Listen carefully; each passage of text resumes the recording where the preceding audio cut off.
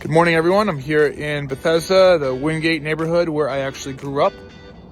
And I want to talk to you about a big question a lot of clients ask us. Can we do our portico or front porch without a permit? The answer is no in any jurisdiction. Anything that has a roof, we always get a permit. And how you get a permit is you have to have a licensed architect, which we have, and you have to be a licensed contractor, correct? And then you put that permit through the county, whether it's the county, the city, whatever jurisdiction it has, and each one has its own rules. And then you get a building permit, right? And then you put the building permit in front. Okay, for this one, what we did here is we extended the portico. We have this nice curve.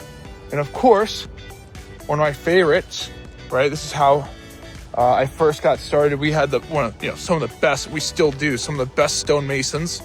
And what we're doing here, not only are we doing the architect's work and expanding that, is we're also putting beautiful bluestone here, okay, with bluestone fascia as well, bluestone veneer.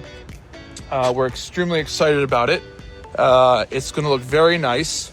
Now, you don't need a permit for this walkway, okay, but you do need a permit for the porch, okay. Even if we didn't do this, you still need a permit for the porch. The reason why is because it requires a footing, and you want the city or the county to inspect the footing. So, really exciting here. We're looking forward to getting this work done, finishing it up, and having it look gorgeous.